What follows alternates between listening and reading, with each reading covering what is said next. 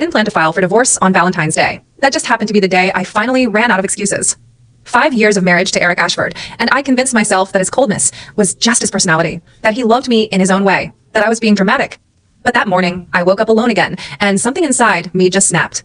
I'd been trying to get him to talk to me for weeks, months. Honestly, that I wanted one night where he wasn't thinking about surgery schedules or patient files. One night where he looked at me like I was more than just the person who happened to share his bed. I texted him around lunch. Can we actually have dinner tonight? Just us. I need to talk to you about something important. His response came 3 hours later. I have a complex procedure at 6. Might run late. That was it. No palagi. No, I'll try to make it. No acknowledgement that I'd been asking for this conversation for weeks. I stared at the screen for a long time, trying to remember the last time he'd chosen me over work. I couldn't. Not once in 5 years.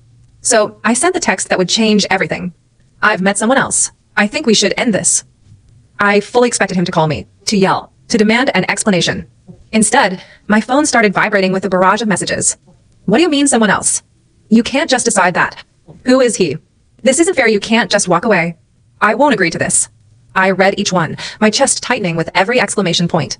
What do you mean? I can't decide that. I typed back. It's my life. I'm not happy. You don't get to be happy with someone else. He fired back instantly. You're married to me. I won't sign anything. I won't let this happen. I almost laughed, almost cried. I wasn't even sure which feeling was stronger anymore. He was fighting to keep me, but he still hadn't actually said he loved me. All he'd done was tell me what I couldn't do. I can't do this over text, I replied. Can you please come home tonight? I'm not coming home for you to tell me you're leaving me for another man. That was the moment I realized he was serious. He genuinely thought I was asking for permission, like I needed his blessing to end a marriage where I'd been invisible for 5 years. I'm not asking you to come home to be nice, I texted. I'm telling you, we need to talk about how we're splitting things. Then I turned my phone off and threw it on the other end of the couch. I ordered Thai food and opened a bottle of wine. If I was going to end my marriage, I was going to do it with decent pad Thai and the most expensive Pinot I could justify buying for one person. But my food arrived before the wine was open, and the delivery guy had to see me ugly crying while I signed his tablet. He gave me a bewildered look. Long day, I said, trying to sound casual. Ma'am, you're bleeding, he said softly. I looked down at my hand. I'd been gripping my keys so hard that the edge had cut into my palm. I hadn't even noticed. Sorry, I muttered, sniffling. I'll be fine. The delivery guy kept staring at my hand like I'd just stepped out of a horror movie. I gave him the ridiculous tip because I didn't have the energy to explain. After he left, I collapsed on the couch and stared at the ceiling. I'd spent 36 years building this life, and somehow I'd ended up alone in a 2-bedroom apartment, about to tell my husband I didn't love him anymore.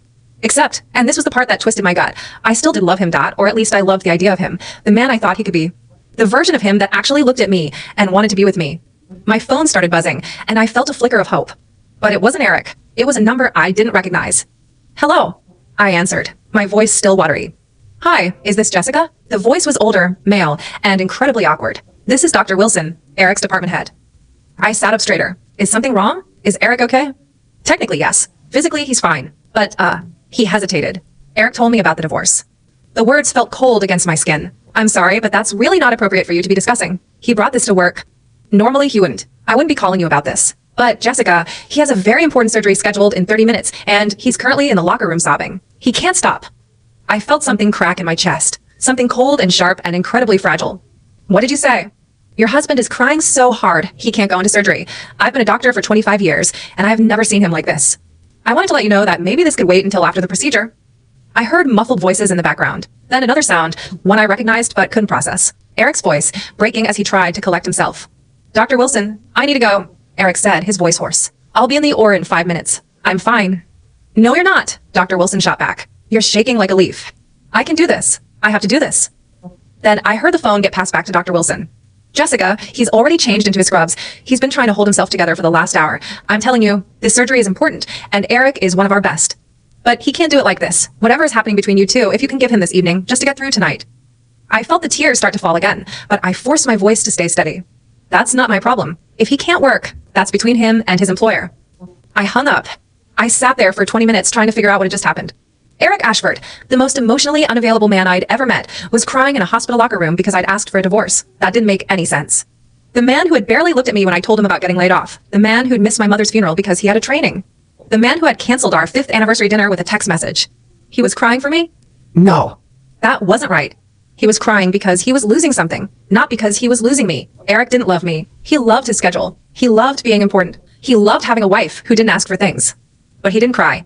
That was the part one kept coming back to. Eric Ashford didn't cry. He didn't show emotion. He didn't break down in front of anyone.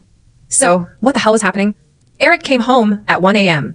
I'd fallen asleep on the couch, mostly because I couldn't face going to bed alone one more time. I woke up to him sitting on the coffee table in front of me, just watching me. "Why are you looking at me like that?" I mumbled, still half asleep. "You were talking in your sleep," he said softly. "You were saying you didn't want to be alone." I blinked, trying to come back to reality. "Why are you even here? You should be at the hospital." He didn't answer right away. He just kept staring at me with those dark brown eyes that always made my chest feel heavy. "I needed to come home," he finally said. "Can we talk about what you said earlier?" I sat up and rubbed my eyes. "There's not much to talk about. I want a divorce. And I want you to wait, to think about it, to give me a chance to... A chance to what? To suddenly become a husband? To stop treating me like a piece of furniture?" He winced, and I felt a tiny thrill of satisfaction. Good. Let him feel it. Let him feel a fraction of what I'd felt for 5 years. "I'm sorry," he said, and it sounded almost genuine. "I know I've been absent. I know it seems like I don't care. But I don't want to lose you, Jessica." "You don't even see me?" I said, my voice cracking. "You walk past me like I'm invisible. And the few times we're intimate, I'm never sure if you're actually there or just going through the motions." He opened his mouth, then shut it. For a minute, he looked genuinely lost. "I don't know how to be the person you need," he finally said. "But I'm trying. I can be better. Just give me a chance." I laughed, and even I could hear the bitterness in it. "You've had 5 years." "I know, but I can't." He ran a hand through his hair, a gesture I'd only seen him make when he was stressed. "I know I have trouble with intimacy, with showing things. It doesn't mean I don't feel them." "Then what does it mean?" "It means I don't know how to be good at this," he said, and his voice broke on the last word. "I've never been good at being close to people. You're the first person who ever made me want to try." I stared at him, trying to figure out if this was manipulation or something real. "I don't want to fight about this," I said eventually. "I'm tired. I just want to sleep." He nodded slowly. "Can I sleep here? On the couch?" "It's your apartment too. You don't need my permission." But the next morning, when I woke up in the bed, I realized he'd carried me from the couch. He'd taken off my shoes, draped a blanket over me, and left a glass of water on the nightstand. I stared at that glass for a long time, trying to fit it into my understanding of who Eric Ashford was. The man who cried in a hospital locker room and carried his wife to bed after she asked him for a divorce. Why would he do that if he didn't care? Or was this just another kind of manipulation? I hadn't told anyone about the divorce yet. Not my mom, not my sister, not even my best friend Kara. I wanted to figure out what I was doing first. But Kara texted me the next morning with an emergency request. "Jessica, I need you to be honest with me. Did something happen with Eric?" I stared at her message, my stomach dropping. "Why do you ask?" I typed back. "Because I saw him at the grocery store last night. He looked like he'd been crying. And when I asked if everything was okay, he said Jessica asked for a divorce. And then he started crying again. In the aisle in front of the canned tomatoes. I felt like I'd been punched. Wait, he told you we're divorcing?" He didn't tell me much. He just kept saying that he'd ruined it, that he was sorry, that he wished he could go back and be better. And he kept asking if I thought you were serious or if you might give him another chance. My chest tightened. Eric had never asked anyone about me. He never seemed to care about my life outside of him. But now he was crying in front of my best friend? "What did you tell him?" I asked. "I told him that if he wants to keep you, he needs to actually try. And he said he already has a plan. Do you know what the plan is?" "No," I admitted. "He hasn't told me anything." Kara's response came almost immediately. "That's not good. If he's planning things without you, he might be trying to trap you." I felt sick. "What do you mean, trap me?" "I don't know. But if you're going through with this, you need to be smart. Protect yourself. Make sure you're not getting manipulated." I didn't want to believe Eric was manipulating me, but the more I thought about it, the more I realized that his behavior didn't add up. The man I'd married wouldn't cry over me. He wouldn't beg. He wouldn't carry me to bed or leave me water. So why was he doing it now? The next 2 weeks were the strangest of my life. Eric came home early, every night. He cooked dinner. He cleaned the kitchen. He asked me how my day was, and he actually listened when I answered. And every night after we ate, he'd sit on the couch with me and try to have a conversation. It was painful and stilted and full of awkward silences, but he was trying. Why? I finally asked one night, "Why are you doing this?"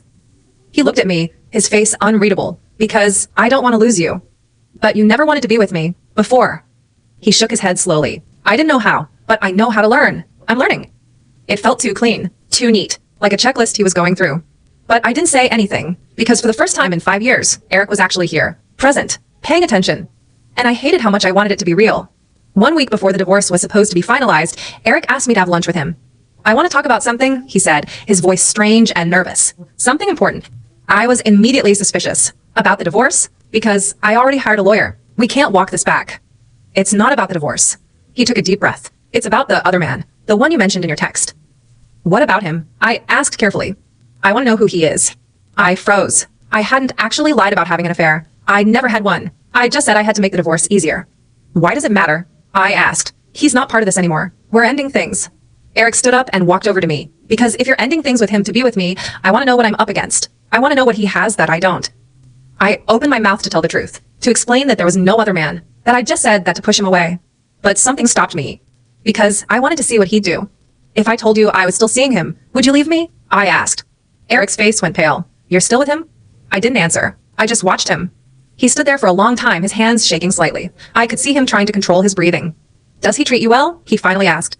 Better than you, I said, and it felt like throwing a grenade. Eric flinched, but didn't step back. He looked at the floor, then back at me. Then I'll have to try harder, he said quietly. And for the first time in 5 years, I saw something in his face that I'd never seen before. He wasn't just afraid of losing me. He was afraid of losing me to someone else. And that made all the difference.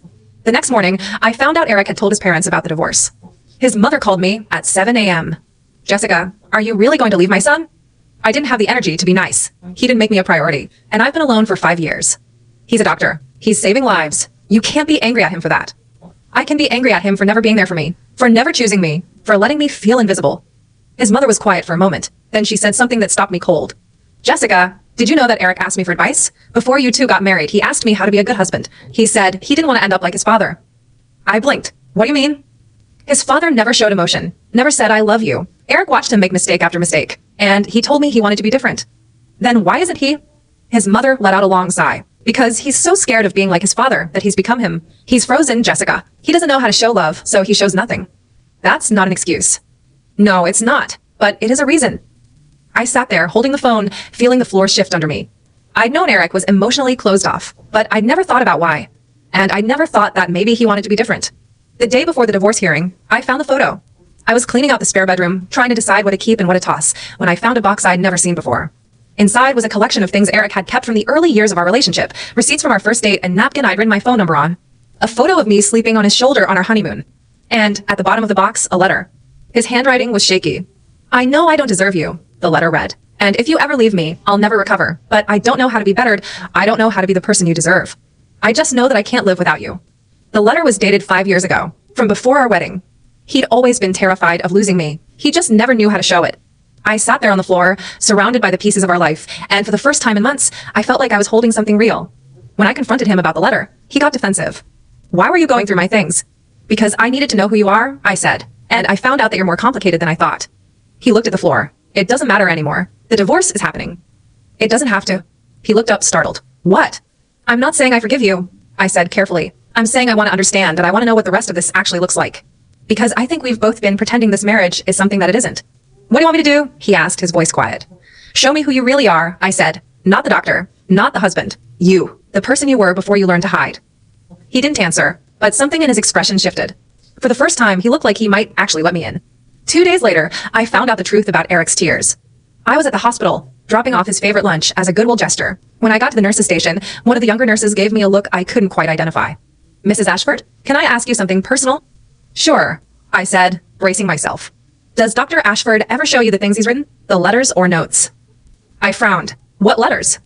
The nurse glanced around, then pulled a drawer out from under the desk. Inside were dozens of pieces of paper. All of them were handwritten. All of them were in Eric's handwriting. He's been writing these for years, the nurse said. Every time he loses a patient or has a hard day, he writes about you. She handed me one. Jessica smiled this morning. She didn't notice, but she smiled at me. It felt like coming home. Another one. I don't know how to say I love you, but I feel it every time I see her. I just can't get the words to come out. Another one. She's going to leave me one day, and when she does, it will be my fault. I don't know how to fix it. I don't know how to be good enough. I stood in the hallway, gripping those sheets of paper, and felt my entire world tilt. Eric Ashford wasn't cold. He was terrified. He'd been falling apart in private for years, and I'd never known it. When I found him in his office, he was sitting at his desk, staring at a picture of us on our wedding day. Why didn't you tell me? I asked, holding up the letters. He went pale. You found those. When I was cleaning out the spare room, and then the nurses told me there were more. He looked at me like I just handed him a gun. I didn't want you to think I was weak. I think you're stronger than anyone I know. He shook his head. No, I'm terrified. That's not the same thing. Then let's be terrified together, I said. I pulled his hand away from his face and held it against my chest. I could feel his heart racing. There's no other man, I told him. There never was. I just said that to push you away. He looked at me, his expression unreadable. Then why? Because I didn't know how to reach you, and I thought losing you would be easier than staying with someone who didn't love me. But I do love you. I know that now. We didn't go through with the divorce, but we did get therapy. We learned how to talk, how to listen, how to exist without walls. And one night, 2 years later, when he woke me up at 3 a.m. to tell me he'd had a nightmare about losing me, I didn't get mad. I'm not going anywhere, I told him. You know that. I know, he said, but sometimes I still get scared. I kissed his forehead and pulled him close. Then we'll just keep proving it until you believe it. And that's what we did. We showed up. We told the truth. We stumbled and fumbled and broke things. But we stayed. And sometimes staying is the most dangerous thing you can do because it means you're finally willing to be seen. And the person who sees you might just love you anyway. Hashtag chapter 2, the woman at the door. Therapy didn't fix everything overnight. That's not how it works. But it gave us something we'd never had before, a shared language. 6 months after we called off the divorce, Eric and I had settled into something that felt almost like a real marriage. He still worked long hours, but he'd started leaving me notes on the bathroom mirror. He texted me during the day just to say he was thinking about me. He'd even planned a weekend getaway without me asking. I'd started believing we might actually make it. Then the doorbell rang. It was a Saturday morning in October. Eric was at the hospital for a few hours. A consult. He'd said, nothing urgent. I was halfway through a mug of coffee and a stack of unread emails when the chime cut through the quiet. I padded to the door in my socks, expecting a package or maybe one of my neighbors needing something. Instead, I found a woman. She was about my age, maybe a few years older. Dark hair pulled back in a severe ponytail, sharp cheekbones, and eyes that looked like they'd seen too much. She wore a tailored blazer and held a leather tote like it contained state secrets. Jessica? She asked, her voice crisp and unfamiliar. Can I help you? She smiled, but it didn't reach her eyes. I'm Dr. Rebecca Chen. I used to work with Eric at the hospital where he did his residency. I felt my guard go up. He's not here right now. You can leave a message if you need. I'm not here to see him, she cut in. I'm here to see you.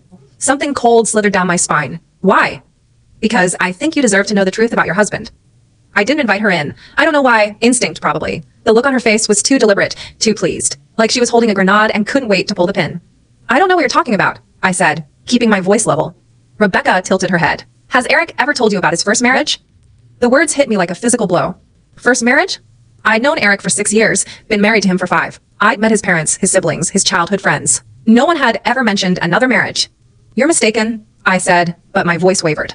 I wish I were. She reached into her bag and pulled out a folded document. This is a copy of the marriage certificate. Eric and I were married for 18 months. We divorced in 2017. 3 months before he started dating you. I took the paper without thinking. My hands were shaking so hard I could barely read it. But there it was, in black and white. Eric Ashford and Rebecca Chen, married in 2016, dissolved in 2017. Why are you showing me this? I asked, my throat tight. Because I think you should know who you're actually married to. She stepped closer, lowering her voice. I also think you should know that I'm his supervisor on the new oncology team. We've been working together for the last 8 months, close together. The implication hung in the air between us. He never told me any of this. I managed. Of course he didn't. She gave me a pitying look. Eric doesn't tell anyone anything. That's the whole problem, isn't it? I closed the door in her face. I don't remember making the decision. 1 second she was talking, the next I was leaning against the wood, trying to breathe. My phone was in my hand. I'd already called Eric before I realized what I was doing. He answered on the second ring. Jess, everything okay? Who is Rebecca Chen? Silence. Then, where did you hear that name? Who is she, Eric? He exhaled slowly, and I could hear him moving somewhere, closing a door, finding privacy. Did she come to the house? Jess, did you let her in? She came to the door. She showed me your marriage certificate. She said you were married to her, and you never told me. Another pause, longer this time. When he spoke again, his voice was rough. I was going to tell you. I tried, a few times. I just couldn't find the right moment. The right moment? You had 5 years, Eric. I know, and I was a coward. He let out a shaky breath. But whatever she told you, it's not the whole story. Please, Jess, just stay there. Let me come home. I'll explain everything. I wanted to tell him to go to hell. I wanted to scream. Instead, I found myself saying, fine, you have 1 hour. And I hung up. I spent that hour pacing the living room, replaying every conversation, every silence. The pieces started rearranging themselves in ways I didn't like. The way Eric sometimes flinched when I touched him unexpectedly. The way he'd never introduced me to anyone from his residency years. The way he'd said in therapy, I've made mistakes that I'm not proud of. I'd assumed he meant professional mistakes, bad decisions as a young doctor. I'd never imagined he meant this. When Eric walked through the door, he looked like a man going to his own execution. Pale, hollow-eyed, carrying a file folder under his arm. He set it on the kitchen counter. Everything you need to know is in there, but I'd rather tell you myself. Then talk, I said, crossing my arms. He pulled out a chair and sat down heavily. Rebecca and I got married my 2nd year of residency. I was 29. She was 31. We were both exhausted and ambitious, and we thought we understood each other. Did you love her? He looked at me, and for a moment I saw something raw in his eyes. I thought I did, but the truth is I love the idea of having someone that I loved not being alone. And she loved the idea of having a husband who was a doctor. We were using each other. What happened? We had a miscarriage, he said, and his voice cracked. She was 8 weeks pregnant at IT. It was brutal, and instead of coming together, we fell apart. She blamed me that I blamed myself. We stopped talking, then we stopped sleeping in the same room, then we stopped pretending. And then you got divorced. He nodded. I moved out 6 months before the legal divorce. I was broken. I didn't want to date anyone. Didn't want to risk getting close to anyone ever again. Then why did you marry me? He reached across the table and I let him take my hand. Because you were the first person I'd ever met who made me want to get up after being knocked down. You walked into that coffee shop where we met and you smiled at me like I was a real person, not a doctor, not a project, just a person. And I thought if I can have this, maybe I can be okay. It was the most honest thing he'd ever said to me. So why did Rebecca show up now? I asked. She didn't come here just to give me a history lesson. Eric's jaw tightened. She's been making moves at work, trying to get a position I'm up for. She's using our past as leverage. She wants me off the team. Why would she do that? You've been divorced for years. He shook his head slowly, because some people don't know how to let go, not of love, but of control. She's been trying to have me removed for the last 6 months. And I think she's angry because I haven't given her what she wants. What does she want? A promotion, my spot on the board, and maybe a little revenge. I studied his face, looking for any trace of deception. He met my gaze without flinching. Did you know she would come here? I asked. No, but I knew she was trying to find a way to hurt me. I just didn't think she'd use you. I let out a bitter laugh. She used me to get to you. Congratulations, Eric. You finally made me a target. I'm sorry, he said, and he sounded like he meant it. I should have told you about her. I should have warned you. I didn't want to drag you into that mess. Too late. We sat in silence for a long moment. Then my phone buzzed with a text message. I looked at the screen and felt my stomach drop. Unknown number. I forgot to mention something. Eric still texts me every month on the day of the miscarriage. He never stopped. I read it aloud. Eric went pale. That's not true, he said immediately. The number's blocked, I said, turning the screen to show him. She's using a burner. I haven't texted her in years. I don't even have her contact saved. She's lying. Then why would she say that? Because she wants you to doubt me. He ran his hands through his hair. Jess, you have to believe me. I wouldn't do that. Not to her. Not to you. I wanted to believe him. I really did. But something shifted in my chest. A crack I didn't know was there. Because the thing about Eric was he kept secrets. Big ones. Marriage-sized ones. And every time I thought I knew the whole story, another secret came out. This time, I didn't know if I could trust him. I left the house that afternoon. I told Eric I needed space, and he didn't try to stop me. I went to Car's apartment and spent 2 hours pacing her living room while she watched me with concerned eyes. Okay, she finally said. You need to stop spiraling and start thinking logically. What do you actually know? I know he had a secret marriage. I know he never told me. I know his ex-wife showed up at my door like some kind of ghost from Christmas past. Which part bothers you most? I stopped pacing. The part where he didn't tell me. Is that a deal breaker? I opened my mouth to say yes, then closed it, because the truth was I didn't know. I've spent my whole life trying to get people to be honest with me, I said slowly. My parents, my exes, my employers, and every time they lie, I lose a little more trust. Eric was supposed to be different. Maybe he was trying to protect you. From what? The truth. No. Cara leaned forward. From himself. From the version of him that he's ashamed of. People don't keep secrets to hurt you, Jessica. They keep secrets to protect themselves. Then he's still putting himself first. Maybe. Or maybe he's just scared. I stayed at Cara's overnight. I didn't tell Eric where I was. I wanted him to wonder. I wanted him to feel a sliver of what I'd felt for years. But when I came back the next morning, he wasn't at the apartment. Instead, I found a letter on the kitchen counter. Dear Jess, I know you probably don't want to hear from me right now, but I wanted to write this down so you could read it when you were ready. I lied to you about Rebecca. Not about the marriage, but about why I didn't tell you. The truth is, I didn't tell you because I was afraid you'd see me the way she did. Weak. Broken. Irredeemable. She's not wrong about some things. I did withdraw after the miscarriage. I did stop trying, but I never blamed her for the loss. I blamed myself, and I still do. When I met you, I thought I'd left all of that behind. But the thing about grief is you never really leave it. You just learn to carry it differently. I love you. That hasn't changed. But I'm also still the same person who is too scared to show up for his first wife. And I'm terrified I'm going to do the same thing to you. If you want to walk away, I'll understand. If you want to stay, I'll try harder. But I can't promise I'll be perfect. I can only promise I'll keep trying. I'm in my office. I'll be there until you tell me to come home. Yours, Eric. I read the letter 3 times. Then I cried. Then I called him. Come home, I said. We're not done talking. Okay, he said, and I could hear the relief in his voice. I'll be there in 20 minutes. Bring food. He laughed. It was small and hesitant, but it was a laugh. I'll bring your favorite. Chinese. I know. And that was the moment I decided. I wasn't going to let Rebecca Chin win. Whatever her game was, I was going to play it better. When Eric arrived with takeout containers, I sat him down at the kitchen table and laid out my demands. Number 1, you tell me everything. About Rebecca, about the marriage, about the miscarriage. Everything, even the parts you don't want to talk about. He nodded. Number 2, we find out what Rebecca actually wants. Not what you think she wants. We get the real answer. Okay.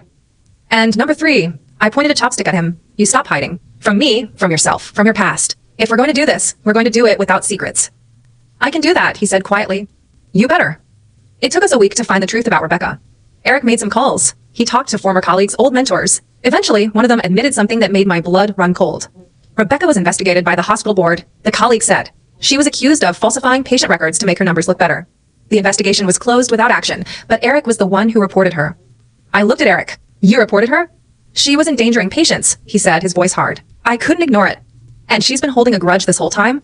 It's not just a grudge. She lost her research grant. She had to leave the residency program. She's been climbing back for years, and she's never forgiven me for derailing her career. Then why would she come to me? Why not just destroy you professionally? Eric's expression darkened. Because she can't. The investigation is sealed. She can't prove it was me, but she can hurt me the only way she knows how. Through me. He nodded. She knows I love you, and she knows that if she can make you doubt me, she can make me suffer. I sat back in my chair, processing. Rebecca Chen wasn't trying to destroy Eric's career. She was trying to destroy his marriage. And I had almost let her. The next time Rebecca called, I was ready. She left a voicemail, her voice sweet as poison. Jessica, I just wanted to check in, see how you're doing after our little chat. I called her back from Eric's phone. Hi, Rebecca, I said, keeping my voice calm. I know about the investigation. I know Eric reported you, and I know exactly what you're trying to do. Silence. Here's what's going to happen. I continued. You're going to stop contacting me, but you're going to stop trying to undermine my marriage. And if you ever come near my home again, I'll report you for harassment. I have proof of your burner number. Eric told you, didn't he? She sounded almost amused. He did. And he also told me you've been trying to get him removed from the oncology team, which is going to be harder now because I'm going to make sure HR knows about your history. You can't prove any of that. Neither can you, but I don't need proof. I just need enough of a stink that people start looking at you more closely. And we both know how well that worked out for you last time. She was quiet for a long moment. When she spoke again, her voice was different, sharper, meaner. You think you've won, she said, but you haven't. Because Eric will always be the same man who couldn't be there for me when I needed him. And one day, he'll do the same to you. I'll take my chances. I hung up. That night, I told Eric what I'd done. He looked at me like I'd grown a second head. You threatened her? I told her to back off. Jess, she's dangerous. She's vindictive. She could. She could try something, but she won't, because I made it clear I'm not going to be a victim. Eric was silent for a moment. Then he reached across the table and took my hand. I should have told you, he said. The first time she reached out, I should have warned you. You didn't know she'd come here. No, but I knew she was capable of it. He shook his head. I just kept hoping it wouldn't get to that point. Eric, I squeezed his hand. We're on the same team now. That means you don't have to protect me. You just have to trust me. He looked at me for a long moment. Then he smiled. I'm trying. So am I. 2 months later, Rebecca Chen resigned from the hospital. She didn't tell anyone why, but I heard from one of Eric's colleagues that she'd been offered a position at a teaching hospital across the country, and she'd taken it without a fight. Eric and I had dinner the night she left. It's over, he said, and I could hear the relief in his voice. Is it? He looked at me. What do you mean? I leaned forward. I mean, what happens the next time someone from your past shows up? The next secret you've been hiding? I don't have any more secrets. Are you sure? He met my gaze without flinching. I'm sure. I wanted to believe him. I still wasn't sure if I did. But I'd made a choice. To stay. To fight. To trust. And sometimes that's all you can do. Hashtag chapter 3. The file he never showed me. A year passed after Rebecca left, not a year of therapy sessions and date nights and learning how to actually be married. We still had our rough patches. Eric still worked too much. I still got lonely, but we built something that felt solid, something that could survive. Or so I thought. It started with a misplaced folder. I was looking for a tax document in Eric's home office. He told me it was in the top drawer of his filing cabinet. I'd been in that office a dozen times before, but I never really looked at it. Not the way I did that afternoon.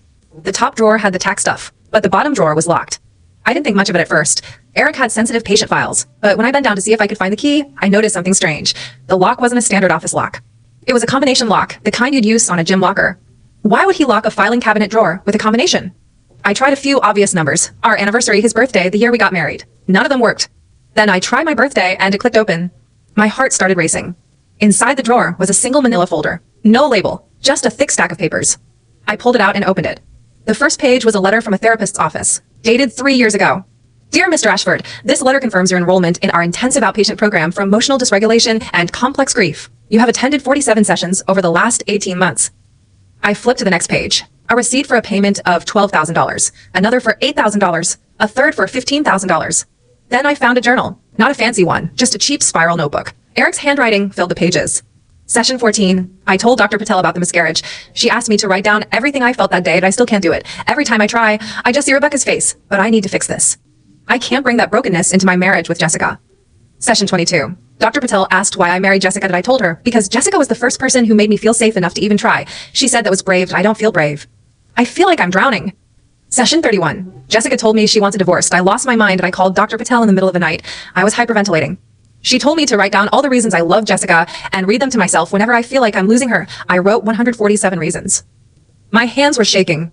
I kept reading. Session 39. Dr. Patel said I need to share more of my past with Jessica, that the secrets are what's killing us, but I'm terrified. If she knows how broken I really am, she'll leave. So I keep telling myself, just a little more time, just a little more healing, then I'll tell her everything. I flipped to the last entry. It was dated 6 months ago. Session 46. Dr. Patel gave me the all clear. She said I've made enough progress to consider reducing sessions, that I don't feel all clear, but I told Jessica about Rebecca. That counts. I just haven't told her about the therapy or the money or the real reason I started seeing Dr. Patel in the first place. The real reason. I flipped back to the earlier pages, looking for something I'd missed. And then I found it. Session 1. I'm here because I can't get pregnant. I've been having unprotected sex with my wife for 2 years, and nothing happens and I'm terrified it's because of me. I'm terrified I've already blown my chance of being a father, and I'm even more terrified that Jessica will leave me if she finds out. I felt like the floor had dropped out from under me. Eric had been secretly going to therapy for years. He'd been spending thousands of dollars on treatment, and he'd never told me any of it. But the worst part, the part that made my stomach turn, was that he was worried about his fertility, and he'd never said a word. I was still staring at the journal when I heard the front door open. Jess. Eric's voice floated in from the hallway. I'm home early. I grabbed dinner from that Thai place you like. I didn't answer. I couldn't. My throat was too tight. He appeared in the doorway, holding a bag of takeout. The smile on his face faded the moment he saw the folder in my hands. Where did you get that? Bottom drawer. The locked one. His face went pale. Jess, I can explain.